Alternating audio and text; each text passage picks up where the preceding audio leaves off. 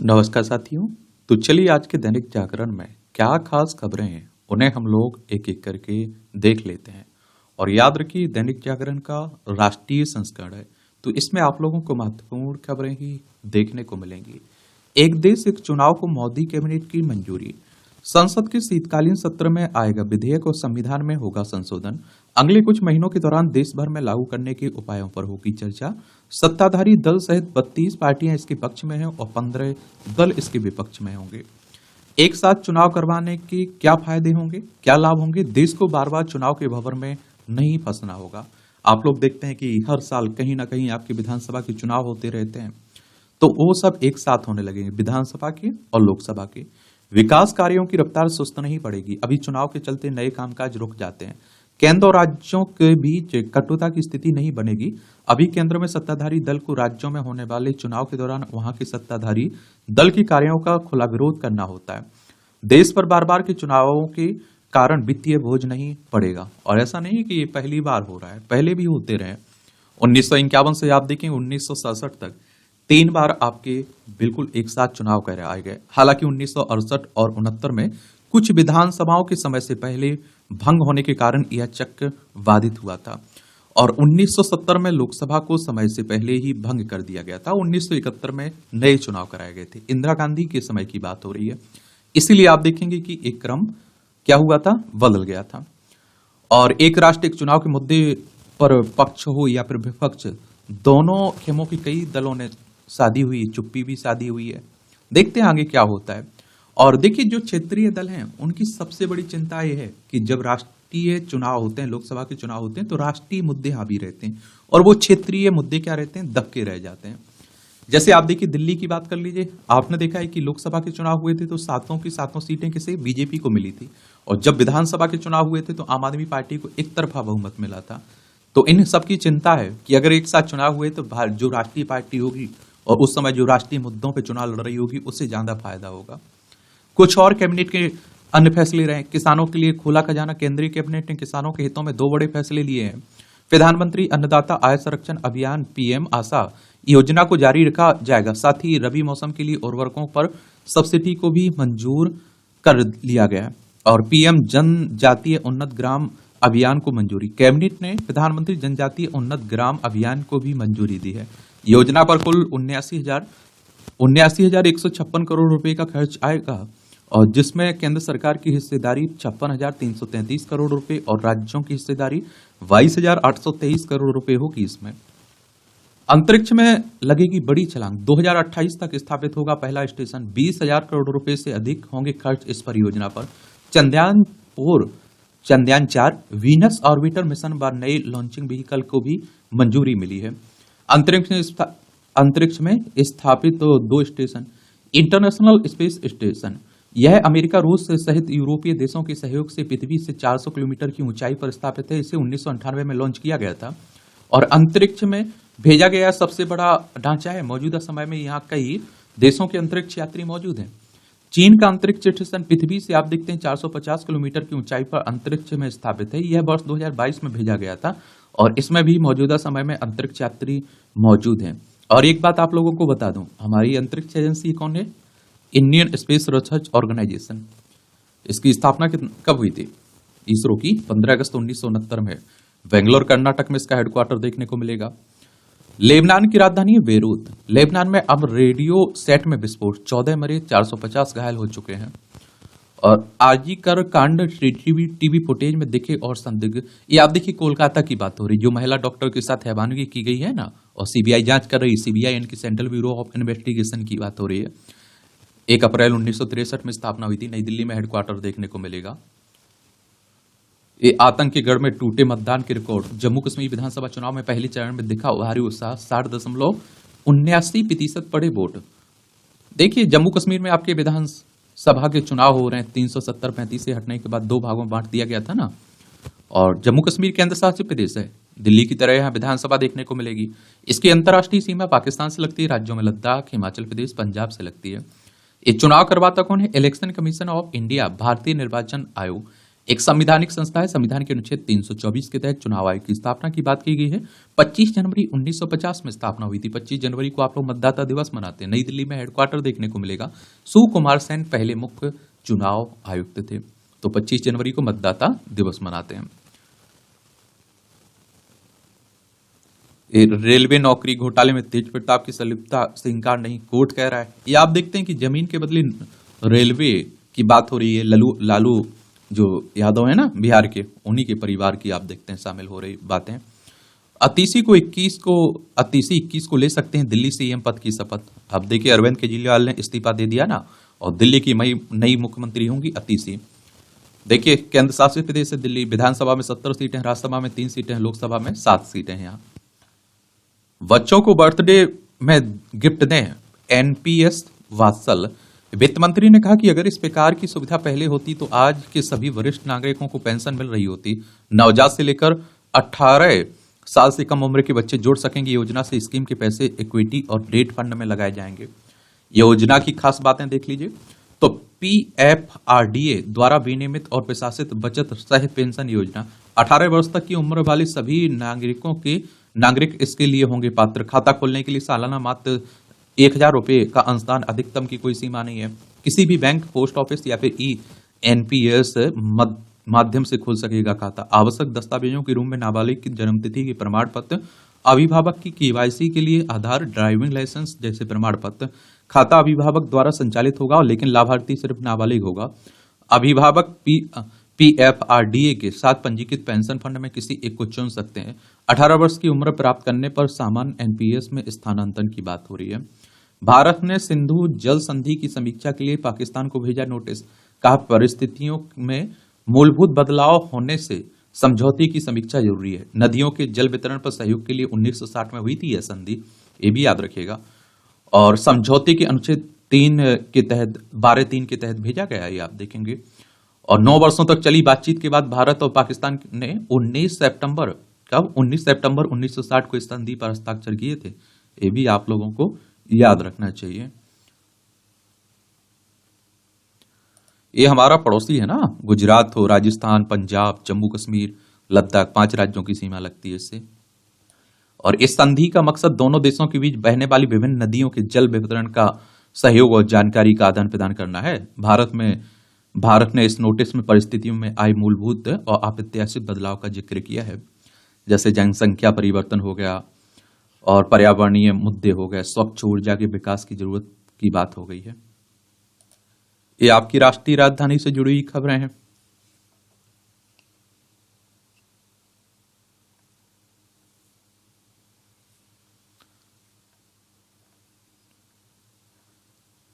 मैं आप लोगों से हमेशा कह रहा हूं कि आप लोगों को ये मालूम होना चाहिए, ये तो सबको मालूम है क्या क्या पढ़ना है, आपको ये मालूम होना चाहिए क्या नहीं पढ़ना है। अब न्यूज़पेपर में आप देखिए, मुझे लगता है 70% जो खबरें छापी जाती हैं वो आपके एग्जाम के लिए महत्वपूर्ण नहीं रहती हैं। जो 20 से 30% खबरें रहती उन्हें आपको फोकस करना है। हत्याओं और आतंकी फंडिंग के आरोपित को जमानत देने से इंकार। आरएएस नेता और सेवानिवृत्त ब्रिगेडियर की हत्या के आरोप में जगतार सिंह जोहल ने 2017 को किया गया था इन्हें गिरफ्तार।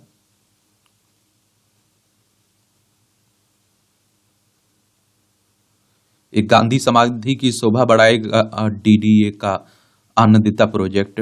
और सार्वजनिक स्थलों की सुंदरता बढ़ाने के लिए एलजी का एक और प्रयास। अब तक उपेक्षित विजय घाट खंड के समीप पुरानी दिल्ली की प्राचीर के सामने विकसित किया गया है। दिल्ली विकास प्राधिकरण की बातें हो रही है। जारी रहेगा 35,000 करोड़ रुपए की खर्च से पीएम आशा योजना। किसानों के लिए 24,475 करोड़ रुपए की उर्वरक सब्सिडी को मंजूरी। पीएसएस और पीएसएफ योजनाएं पीएम आशा में की गई समाहित। अधिसूचित दलहन तिलहन व खोपरा की एमएसपी पर आप देखिए होगी 25% खरीद। किसानों को रियायत दर पर मिलती रहेगी उर्वरक भी, ये भी कहा जा रहा है। आदिवासियों के समग्र विकास के लिए प्रधानमंत्री जनजातीय उन्नत ग्राम अभियान को मंजूरी। आदिवासी बहुल 63,000 गांव में सरकारी योजनाओं को सिचुएशन मोड पर ले जाया जाएगा।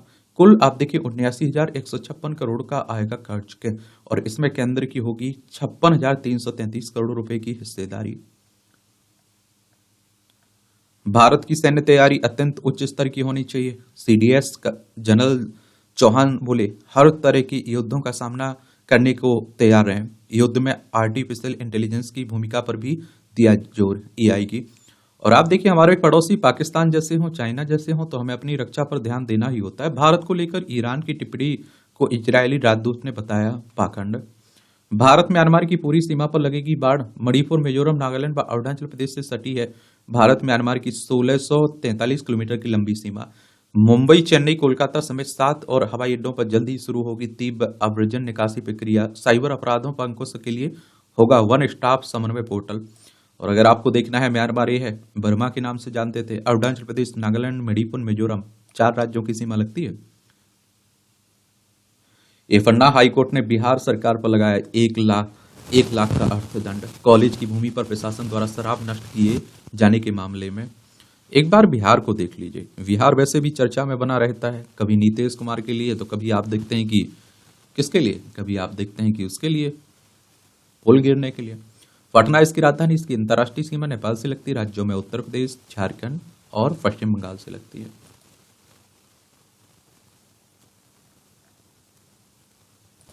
ये आपकी राजनीति की खबरें हैं।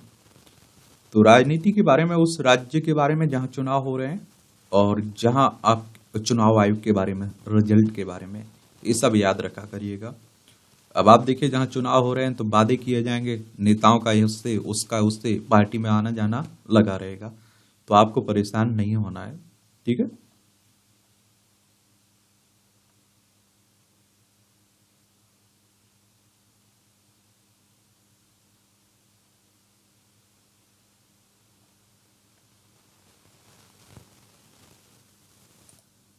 आपका जो एजुकेशन सर्कल यूट्यूब चैनल है ना, प्लेटफॉर्म आपका, उस पर एक क्लास हम लोग लाएंगे जब भी टाइम मिलेगा, आज ही कल में। एक देश एक चुनाव पर हम लोग एक विस्तार से चर्चा कर लेंगे। इसके पॉजिटिव पॉइंट क्या है, नेगेटिव पॉइंट क्या है, कहाँ कहाँ संविधान में संशोधन करने की जरूरत पड़ेगी, और इस पर एक ओवरव्यू बना के रखिए आप लोग, क्योंकि इससे क्वेश्चंस आपके एग्जाम में पूछे जा सकते हैं। इसमें बिल्कुल एक साथ चुनाव से जीडीपी में लगभग 1.5% की वृद्धि का अनुमान है। आर्थिक विशेषज्ञों ने कोविंद समिति को सौंपी रिपोर्ट में कुछ राज्यों का दिया उदाहरण। बार बार होने वाले चुनाव के सामाजिक प्रभाव पर भी विशेषज्ञों ने रखी अपनी राय। अब देख लीजिए भारत में एक देश एक चुनाव का इतिहास देख लीजिए। और पहली बार 1971 के आम चुनाव के नहीं हुए थे 7 विधानसभाओं के चुनाव।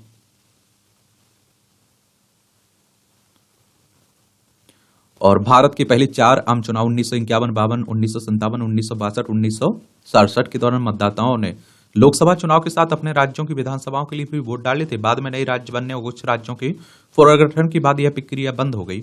1968-69 में कुछ राज्यों की विधानसभाओं को भंग भी कर दिया। इससे लोकसभा चुनाव के साथ विधानसभा चुनाव की प्रक्रिया पूरी तरह से बंद हो गई। 1983 में चुनाव आयोग ने अपनी वार्षिक रिपोर्ट में लोकसभा चुनाव के साथ विधानसभा चुनाव कराने की व्यवस्था फिर से शुरू करने का सुझाव दिया। 1999 में विधि आयोग ने की रिपोर्ट में भी एक देश एक चुनाव का उल्लेख किया गया। 2018 में विधि आयोग ने दोबारा एक देश एक चुनाव का समर्थन किया। वहीं 2014 में सत्ता में आने के बाद मोदी सरकार ने बार बार एक देश एक चुनाव के विचार का समर्थन किया। एक देश एक चुनाव के समर्थकों का कहना है कि इससे देश में हर दूसरे माह कहीं ना कहीं चुनाव नहीं होंगे। उदाहरण के लिए जम्मू कश्मीर में विधानसभा चुनाव के लिए वोट डाले जा रहे हैं। वहीं हरियाणा के मतदाता विधानसभा चुनाव के लिए अक्टूबर में आप देखिए मतदान करेंगे। महाराष्ट्र और झारखंड में भी विधानसभा चुनाव अगले कुछ महीनों में होंगे। आंध्र प्रदेश, अरुणाचल प्रदेश, उड़ीसा, सिक्किम में विधानसभा चुनाव लोकसभा चुनाव के साथ होंगे। एक देश एक चुनाव पर समिति की अहम सिफारिशें भी रही हैं। एक देश एक चुनाव की योजना को देश में 2 चरणों में लागू किया जाएगा। जो कोविंद समिति है ना, पूर्व राष्ट्रपति रामनाथ कोविंद की अध्यक्षता में जो समिति बनी उसी की बात हुई। पहले चरण में लोकसभा विधानसभा के चुनाव कराए जाएं, दूसरे चरण में नगरीय निकायों और पंचायतों के चुनाव कराए जाएं, लेकिन इन्हें पहले चरण के 100 दिन के भीतर ही कराया जाए। लोकसभा का कार्यकाल खत्म होने के साथ ही राज्यों की विधानसभाओं के चुनाव कराए जाने पर विचार किया जाए। अगर किसी विधानसभा चुनाव अपरिहार्य कारणों से एक साथ नहीं हो पाता तो बाद की तिथि में होगा, लेकिन कार्यकाल उसी दिन समाप्त होगा जिस दिन लोकसभा का कार्यकाल समाप्त होगा। यदि किसी राज्य की विधानसभा बीच में भंग होती है तो नया चुनाव विधानसभा के बाकी कार्यकाल के लिए ही कराया जाएगा। सभी चुनाव के लिए एक समान मतदाता सूची तैयार किया जाएगी। अभी लोकसभा विधानसभा के लिए अलग अलग नगरीय निकायों और पंचायतों की अलग अलग मतदाता सूची होती है। समिति ने 18 संवैधानिक संशोधनों की सिफारिश की भी की है, जिनमें से अधिकांश में राज्य विधानसभाओं के अनुमोदन की जरूरत नहीं होगी। समान मतदाता सूची और समान मतदाता पहचान पत्र से जुड़े कुछ प्रस्तावित बदलाव के लिए कम से कम आधे राज्यों का अनुमोदन की जरूरत होगी। बाकी देखते हैं क्या होता है।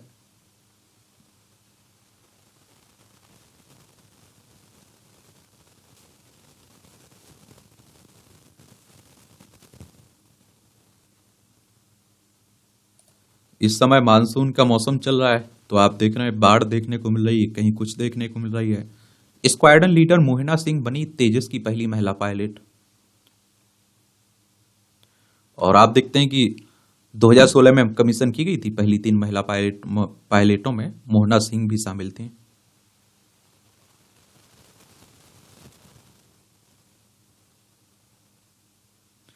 एक गुरुवायूर मंदिर में वीडियोग्राफी पर केरल हाईकोर्ट ने रोक लगा दी है।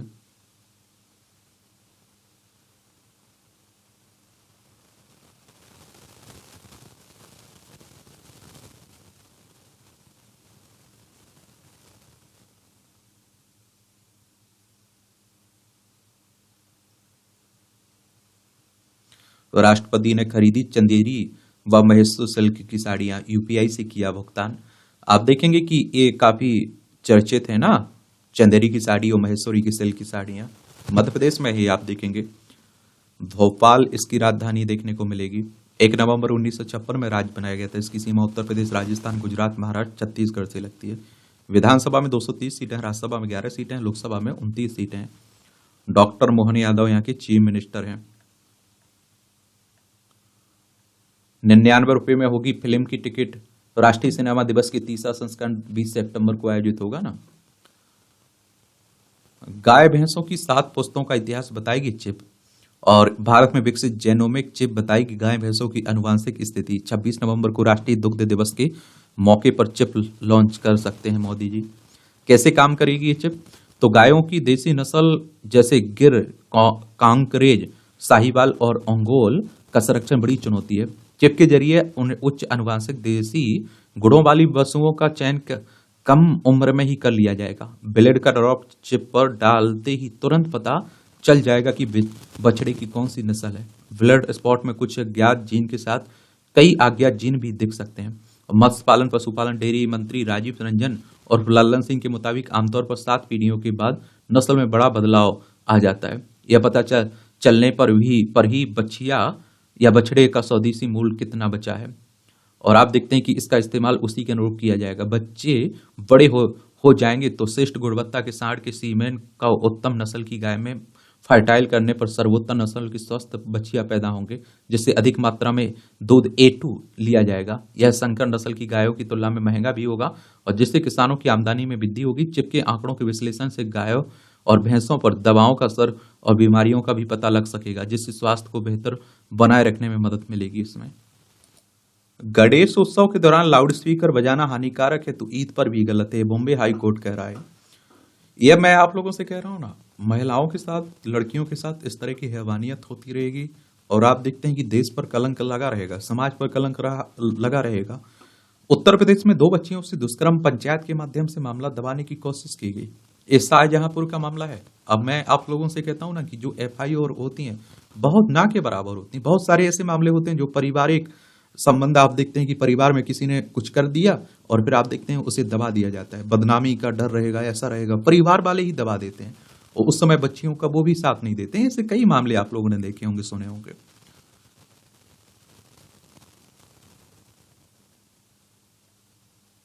सीमा पर हर हाल में घुसपैठ रोके बांग्लादेश, BSF सीमा सुरक्षा बल कह रहा है।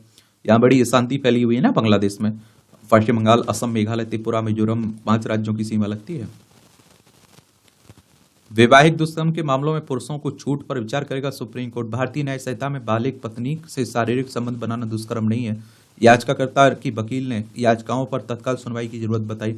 आजकल इस तरह के मामले भी खूब हो रहे हैं, खूब आ रहे हैं, दर्ज हो रहे हैं। घुसपैठ पर उपायुक्तों की ओर से गलत जानकारी देना दुर्भाग्यपूर्ण है, हाईकोर्ट कह रहा है। अब आप देखिए, इस भोपाल में 3.5 साल की मासूम से स्कूल में शिक्षक ने किया दुष्कर्म। मैं आप लोगों से ये कह रहा हूं कि अब हम लोग वो शिक्षक नहीं बचे हुए हैं। अब हम लोग के समय में जो शिक्षक हुआ करते थे, आप सोचिए कि हम लोगों को माँ बाप से डर शिक्षकों से होता था, ज्यादा डर। और आप देखते हैं कि हमारे शिक्षक ऐसे होते थे कि हम लोग चौराहे पर कहीं खड़े नहीं हो सकते थे। और मुझे लगता है कि कूट कूट के अगर हम लोगों को इंसानियत भरी है, अच्छा इंसान बनाया, तो उनमें शिक्षकों का भी बहुत बड़ा योगदान है। आज के तो मैं कहता हूं कि जो शिक्षक हैं, हर एक शिक्षक की बात नहीं कर रहा हूं, बहुत सारों की बात कर रहा हूं, वही भक्षक बने हुए, जो रक्षक हम लोग जिन्हें समझते हैं। तो थोड़ा ध्यान रखा करिएगा, मैं आप लोगों से भी कहता हूं।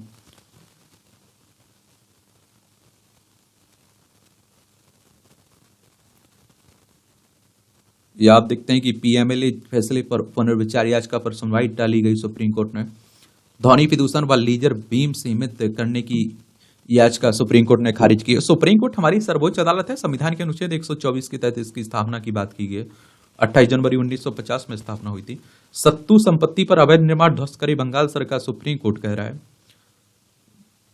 ये भी आप लोगों को याद रहना चाहिए। गृह मंत्रालय की शत्रु संपत्ति अधिकारी ने बुधवार को पुलिस और केंद्रीय रिजर्व पुलिस बल के 100 जवानों के साथ कोलकाता के राजा बाजार इलाके में स्थित एक इमारत का सर्वे किया। इससे पहले स्थानीय लोगों ने सर्वे का विरोध किया था। इस बात को ध्यान में रखते हुए इस बार अधिकारी भारी संख्या में जवानों के साथ सर्वे पर पहुंचे थे। गृह मंत्रालय के अधिकार सरकार का लक्ष्य इन शत्रु संपत्तियों को धन राजस्व अर्जित करना है। हम स्थिति का आकलन करने में, इमारत का सर्वे करने और उसमें रहने वालों का विवरण एकत्रित करने आए। हम यह पता लगाना चाहते हैं कि राजा बाजार स्थित इमारत में रहने वाले लोग किराया प्रणाली के अंतर्गत आना चाहते हैं या नहीं। यह सर्वेक्षण संपत्ति अधिनियम 1968 के अंतर्गत है। अधिनियम में 1965-1971 के भारत पाकिस्तान युद्ध के बाद भारत से लोगों के पाकिस्तान पलायन के बाद लागू किया गया था। अधिकारी ने बताया कि गृह मंत्रालय का कोलकाता में पहचानी गई इसमें संपत्तियों की संख्या 96, पश्चिम बंगाल में 4000 है टोटल। ये भी आप देखेंगे। ये आप देखते हैं, जीन में बदलाव कर सुधारेंगे पौधों संग देश व पर्यावरण की सेहत। बिहार में बन रही हाईटेक जीनोम एडिटिंग लैब। ज्यादा पैदावार न देने वाले रोग प्रतिरोधक क्षमता से पौधे हो सकेंगे तैयार। यह है जीनोम एडिटिंग। जीनोम एडिटिंग या जीन एडिटिंग एक प्रकार की जेनेटिक इंजीनियरिंग है। इसके माध्यम से पौधों के डीएनए को संशोधित या प्रतिस्थापित किया जाता है और इस प्रक्रिया से कम पैदावार देने वाली फसलों, पौधों के जीनोम एडिटिंग कर उसे गुणवत्तापूर्ण उत्पादन के लायक बनाया जाता है। और जीनोम एडिटिंग से पौधों की प्रतिरोधक क्षमता भी बढ़ाई जा सकती है। साथ ही फसलों, पौधों की नई नई किस्में विकसित कर उसे हर मौसम के अनुकूल भी बनाया जा सकता है। अच्छी पहल है। रिलायंस इंफ्रा ने अपना कर्ज 87% घटाया। इस साल रेपो रेट में कटौती की उम्मीद नहीं है। एसबीआई चेयरमैन बोले, खाद्य महंगाई को देखते हुए आरबीआई की ओर से रियायत की संभावना नहीं है। बैंकों के नवनियुक्त प्रमुखों ने कहा, नीतिगत दरों में कमी के लिए हमें चौथी तिमाही जनवरी-मार्च 2025 तक करना पड़ेगा इंतजार। फेडरल रिजर्व द्वारा अलग दरों में कमी की जाती है तो सभी प्रभावित होंगे, लेकिन हाल के दिनों में सभी केंद्रीय बैंक स्वतंत्र रूप से फैसले ले रहे हैं। सहायक कंपनियों में हिस्सेदारी के विनिवेश पर विचार नहीं है। ये आरबीआई की बात करें तो रिजर्व बैंक ऑफ इंडिया की बात हो रही है। बैंकों का बैंक भी कहते हैं आप लोग। 1 अप्रैल 1935 में स्थापना हुई थी। मुंबई, महाराष्ट्र में इसका हेडक्वार्टर देखने को मिलेगा। चलिए आप लोग बताइए, एसबीआई की स्थापना कब हुई थी? स्टेट बैंक ऑफ इंडिया की। एक और बात आप लोगों को यहाँ बता दूं, देखिए जो आपका रेपो रेट है ना, इस पर आप देखते हैं आरबीआई बैंकों को जो कर्ज देता है उसी की बात हो रही है। आईटी शेयरों में मुनाफा वसूली से बाजार रिकॉर्ड ऊंचाई से फिसला और 5वीं मूल्यवान कंपनी बनी आईसीआईसीआई बैंक। एबीसी के नए चेयरमैन होंगे रियाद मैथ्यू। ये आप देखते हैं ऑडिट ब्यूरो ऑफ सर्कुलेशन की बात हो रही है। अमित शाह श्वेत क्रांति 2.0 की करेगी शुरुआत, है आप देखेंगे। सहकारिता मंत्री है ना अमित शाह, गुरुवार को डेयरी क्षेत्र में बदलाव के लिए श्वेत क्रांति 2.0 से 3 प्रमुख पहलों की शुरुआत करेंगे। और आप देखते हैं कि श्वेत क्रांति 2.0 के अलावा अन्य 2 पहल में डेयरी किसानों को सूक्ष्म एटीएम और रुपये किसान क्रेडिट कार्ड का वितरण भी शामिल है, जिसका उद्देश्य उनकी वित्तीय पहुंच को बढ़ाना है। श्वेत क्रांति 2.0 का लक्ष्य 5 वर्षों में डेयरी सहकारी समितियों द्वारा दूध की खरीद में 50% की वृद्धि करना है। उन किसानों को जोड़ा जाएगा जिससे दूध की खरीद नहीं की जाती है। अटल पेंशन के अंशधारकों की संख्या 6.9 करोड़ हुई है। त्योहारी सीजन में खाद्य पदार्थों की कीमतें स्थिर रहने की उम्मीद है। सफेद चावल के निर्यात से हट सकता है प्रतिबंध। पीएमजेकेवाई के तहत बढ़ेगा गेहूं का आवंटन। देखिए, आयात का मतलब होता है कुछ आप खरीद रहे हैं, निर्यात का मतलब होता है कुछ आप बेच रहे हैं। ये आप लोग याद रखिएगा। भारत दुनिया में सबसे अलग है, सीतारमन कह रही हैं। वित्त मंत्री ने कहा सरकारी कर्मचारियों के साथ करदाताओं के हितों को भी साधती है यूपीएस। एनपीएस ने शुरुआत से ही बेहतर रिटर्न दिया है। शुद्ध प्रत्यक्ष कर संग्रह 16% बढ़कर 9.95 लाख करोड़ हो गए। शुद्ध व्यक्तिगत आयकर संग्रह 19% बढ़कर 5.15 लाख करोड़ रुपए हुआ। कॉर्पोरेट कर संग्रह में भी 10% की वृद्धि हुई है। मध्य प्रदेश में बजट का लगभग आधा हिस्सा वेतन भत्ते, ऋण और ब्याज भुगतान पर हो रहा है और बिजली बिल अनुदान, लाडली बहना जैसी योजनाओं पर खर्च हो रहे हैं 45,000 करोड़ रुपए। अधोसंरचना विकास की परियोजनाओं को गति देने के लिए बार बार ऋण लेना पड़ रहा है। आप सोच लीजिए। और ऐसी बड़ी पिति व्यक्ति आए, आप देखेंगे यहाँ पिति व्यक्ति आए, ये आप देखिए 2019-20 में 1,01,909 थी, 2023-24 में 1,42,565 हो गई। और देखिए, आप फ्री की योजनाओं की बात की घोषणा होती है ना चुनाव में, तो उन पर आप देखते हैं बहुत खर्च किया जाता है।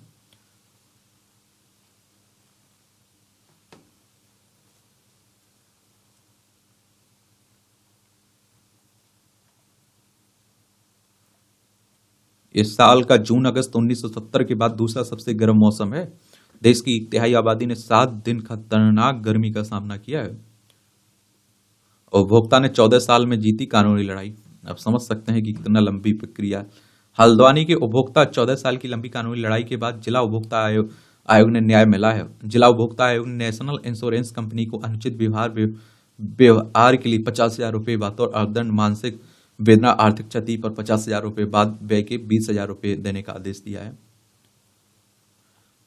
सफाई कर्मियों की टीसी व क्लर्क बनने में राह खुली। रेलवे प्रशासन ने नरमों की सहमति से सभी विभागों के सफाई कर्मियों को डीसीई में बैठने की इजाजत। रेलवे बोर्ड के निर्देश के बाद भी एनईआर में लटका था सफाई कर्मियों की पदोन्नति का मामला। ये आपकी अंतर्राष्ट्रीय खबरें हैं। पश्चिम एशिया में बड़ा तनाव, इजरायल और हिजबुल्लाह में युद्ध की आशंका है। इस समय आप देखिए दुनिया बड़ी अशांति में फैली हुई है। ये आप देखिए रूस है, यूक्रेन है, यहाँ इजरायल देखने को मिलेगा। ये हमारा प्यारा भारत दिखाई दे रहा है। मोदी विलक्षण पर भारत करता आयात शुल्क का दुरुपयोग। ट्रंप कह रहे हैं अमेरिकी दौरे पर पीएम मोदी और डोनाल्ड ट्रंप की होगी मुलाकात। ट्रंप ने कहा कि यह लोग बहुत तेज दिमाग के हैं, थोड़े भी पिछड़े नहीं है। देख लीजिए। रूसी सैन्य भंडार में यूक्रेन ड्रोन हमले से लगा भूकंप जैसा झटका। फलस्तीनी क्षेत्रों में 1 साल के भीतर अवैध मौजूदगी खत्म करे इजरायल। संयुक्त राष्ट्र कह रहा है, यूनाइटेड नेशंस की बात हो रही। 24 अक्टूबर 1945 में स्थापना हुई थी। न्यूयॉर्क यूएसए में इसका हेडक्वार्टर आपको देखने को मिल जाएगा।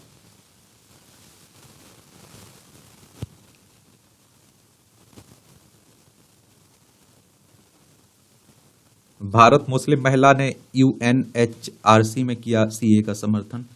या आप देखिए संयुक्त राष्ट्र जेनेवा में आयोजित संयुक्त राष्ट्र मानवाधिकार परिषद के 57वें सत्र में राजस्थान की एक मुस्लिम महिला ने भारत की नागरिकता संशोधन अधिनियम की सराहना करते हुए इसे समर्थन दिया है। और इस अधिनियम विशेष रूप से 31 दिसंबर 2014 से पहले भारत आए हिंदू, सिखों, बौद्ध, जैनियों, पारसियों, ईसाइयों को फायदा पहुंचाता है। बांग्लादेश की हालिया घटनाक्रम का संदर्भ देते हुए रिपोर्ट ने कहा कि सीए का कार्यान्वयन महत्वपूर्ण है क्योंकि बांग्लादेश में हिंदू अल्पसंख्यक लगातार उत्पीड़न और हिंसा का शिकार बन रहे हैं। बांग्लादेश सरकार ने सेना को दी मजिस्ट्रेटी शक्ति। पुलिस के पास कर्मचारियों की कमी और कानून व्यवस्था में सुधार की जरूरत को देखते हुए लिया गया ये निर्णय। और अली रियाज बने संवैधानिक सुधार आयोग के प्रमुख। यहाँ तकनीकी खराबी के बाद प्रीडेटर डॉन को समुद्र में उतारा गया है। MQ-9B प्रीडेटर डॉन में बुधवार को तकनीकी खराबी आ गई थी ना। रूस बोला ब्रिक्स में शामिल होने के लिए पाकिस्तान का करेंगे समर्थन। पेशावर में अफगान राजनयिक ने पाक के राष्ट्रगान का किया अपमान। देखिए एक और ब्रिक्स संगठन की बात हो रही है। इस तरह के जो संगठन है इनके बारे में एक सामान्य जानकारी जरूर रखा करिएगा। इनसे क्वेश्चंस आपके एग्जाम में पूछा जाता है। क्या पूछा जाता है? क्वेश्चंस पूछा जाता है। इसकी स्थापना 16 जून 2009 में हुई थी। ये भी आप लोगों को याद रखना चाहिए इसमें। और इसमें अगर मेंबर्स की बात करें तो आप देखेंगे 9 मेंबर अभी आपको देखने को मिलेंगे। ब्राजील है, रसिया है, इंडिया है, चाइना है, साउथ अफ्रीका है, और आप देखते हैं ईरान है, इजिप्ट है, इथोपिया है यूनाइटेड अरब अमीरात देखने को मिलेगा। फेडरल फेडरल रिजर्व ने की ब्याज दरों में आधा प्रतिशत अंक की कटौती। अमेरिका की फेडरल बैंक की बात हो रही है।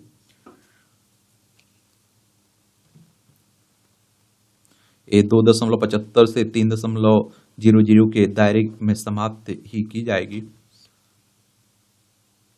बफ संशोधन बिल पर जेपीसी जवाब देखते हैं, संयुक्त संसदीय समिति के पास भेजा गया ना, इसकी बैठक आज और कल होने वाली है। ये बिहार में नौकरी देने के नाम पर 200 युवकों को बनाया गया बंधक। ये मैं आप लोगों से पहले भी कह रहा हूं, आजकल नौकरी के नाम पर और आप देखिए लालच बड़े बड़े देकर बड़ा लूटा जा रहा है, साइबर हमले हो रहे हैं, फर्जी तरीके से फंसाया जा रहा है। तो ध्यान रखिए, थोड़ा आप लोग अपना जागरूक रहिएगा, किसी भी तरह के लालच में मत फंसिए। ये आपका खेल का क्षेत्र है, इसके बारे में भी जान लिया करिएगा, खिलाड़ी किस खेल से हैं ये भी याद रखा करिएगा। नवंबर में लंदन यूएई में हो सकता है आईपीएल 2025 की मेगा नीलामी। पीसीआई सचिव शाह के आईसीसी में जाने से पहले ही किया जाएगा आयोजन इसका। चलिए बताइए आप लोग, बीसीसीआई की स्थापना कब हुई थी? मालविका ने ओलंपिक पदक विजेता को सौंपाया। ये भारत की मालविका वंशोर ने शानदार प्रदर्शन करते हुए बुधवार को यहाँ चीन ओपन सुपर 100 बैडमिंटन टूर्नामेंट के महिला सिंगल्स के पहले दौर में पेरिस ओलंपिक की कांस्य पदक विजेता ग्रेगोरिया मरिस्का तुंजन को सीधे गेम में हरा दिया है। केन ने चौका लगाकर तोड़ा रोनी का रिकॉर्ड। इंग्लैंड के स्टार फुटबॉलर हैरी केन ने बायर्न म्यूनिख की डिनामो जाग्रेब पर धमाकेदार जीत में 4 गोल दाकर बेन रूनी का रिकॉर्ड तोड़ दिया है। किरण डॉप टेस्ट में फेल, बजरंग का नाम गायब है। एशियाई खेलों की कांस्य पदक विजेता रही है, ओलंपिक एथलीट हैं किरण।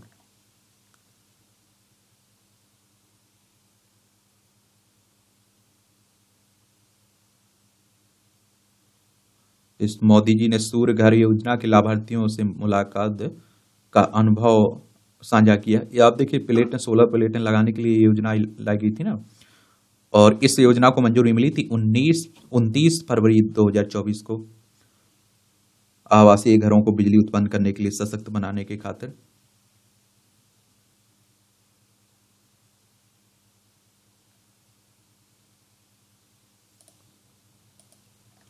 नए नए फोन। पीएम मोदी कल महाराष्ट्र के वर्धा जाएंगे, कई योजनाओं की करेंगे शुरुआत। एक तो आप लोगों को मालूम होना चाहिए कि महाराष्ट्र में अगले साल चुनाव है, तो वही बात हुई। PM mega integrated textile reason and apparel PM Mitra park की आधारशिला भी रखेंगे। 1000 एकड़ के इस पार्क को महाराष्ट्र औद्योगिक विकास निगम द्वारा विकसित किया जा रहा है। विश्व कल्याण के लिए ऋषियों ने की थी वेदों की रचना, ये मोहन भागवत कह रहे हैं, आरएसएस प्रमुख है ना। तिरुपति मंदिर के लड्डू में जानवरों की चर्बी का इस्तेमाल, चंद्रबाबू नायडू कह रहे हैं, आंध्र प्रदेश के मुख्यमंत्री हैं। ये देखिए, पुरी के रतन भंडार और कोणार्क मंदिर में एएसआई ने किया सर्वे। एएसआई के साथ सीएसआईआर एनजीआरआई के विशेषज्ञों ने भी किया रतन भंडार का निरीक्षण। ये आप देखेंगे कि एएसआई सर्वेक्षण की बात हो रही है, भारतीय पुरातत्व सर्वेक्षण। इसकी स्थापना 1861 में हुई थी। महाकुंभ 2025 के प्रबंधन का बीटा उठाएंगे स्पेशल 55।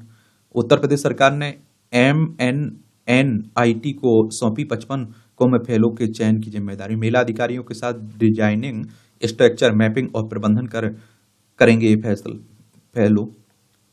और आप देखते हैं कि हर कर्मचारी का होगा विशिष्ट पहचान कोड भी यहाँ। अयोध्या में श्री राम मंदिर के निकट खुलेगा डाकघर, प्रसाद मंगाना होगा आसान। 5 करोड़ रुपए से बनाया जाएगा डाकघर का भवन। विभाग ने संचार मंत्रालय को निर्माण का प्रस्ताव रखा। और राम मंदिर सहित परिसर के उप मंदिरों पर इस वर्ष खर्च होंगे 850 करोड़ रुपए। यहाँ भी आप लोगों को जनरल नॉलेज की जानकारी मिल जाती है, परीक्षा के पॉइंट से भी पॉइंट मिल जाते हैं। महिलाओं को वोट का अधिकार देने वाला देश का पहला देश बना न्यूजीलैंड। याद देखिए, 1893 में आज ही के न्यूजीलैंड महिलाओं को वोट का अधिकार देने वाला पहला देश बना था। यह समाज सुधारक कैट शेपर्ड द्वारा वोट के अधिकार के लिए शुरू किए गए अभियान का फल था। अमेरिका ने 1920 में, बाबेटन ने 1928 में महिलाओं को यह अधिकार दिया था। आल्प्स में सिमी लाउन ग्लेशियर में खोजा गया सबसे प्राचीन मानव। 1991 में आज ही आल्प्स में सिमी लाउन ग्लेशियर में 5300 साल पुराने हिम मानव ओजी की खोज की गई।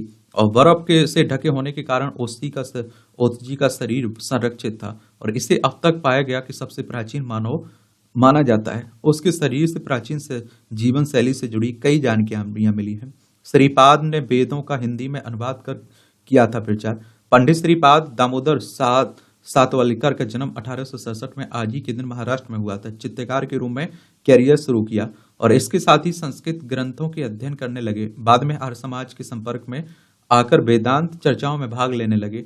1929 में हिंदी में वैश्विक धर्म मासिक पत्रिका का प्रकाशन शुरू किया और वेदों की भाषा को सरलता पूर्वक समझने योग्य बनाने हेतु हिंदी में संस्कृत स्वयं शिक्षक पुस्तक माला का लेखन किया। 1968 में पद्म भूषण से सम्मानित हुए। चीनी मिशन वाली चंद्रमा की मिट्टी के नमूने हैं खास। भू रासायनिक विश्लेषण से पता चला कि उनमें थोरियम, यूरेनियम व अब देखिए पोटेशियम पूर्व के मिशन से काफी अलग है। और चांग ई के मिट्टी के नमूनों में पिछले नमूनों की तुलना में कम घनत्व है, जो अधिक छिद्रपूर्ण है और शिथिल संरचना का संकेत देते हैं। चंद्रमा के नमूनों पर प्रकाशित पहले शोधपत्र में विज्ञानियों की एक टीम ने दी जानकारी है। चांग ई 6 में 4 घटक हैं। चीन के मिशन चांग ई में एक ऑर्बिटर, एक लैंडर, एक एसेंडर और एक पुनः प्रवेश मॉड्यूल था। जून महीने में चांग ई 6 के वापस आने पर चंद्रमा के दूर के हिस्से से 1935.3 ग्राम नमूने वापस लिया था और यह अध्ययन चीनी विज्ञानी अकादमी के राष्ट्रीय खगोलीय वेधशाला और चंद्र अन्वेषण अंतरिक्ष इंजीनियरिंग केंद्र Beijing institute of space craft system engineering के सदस्यों द्वारा संयुक्त रूप से किया जा रहा है।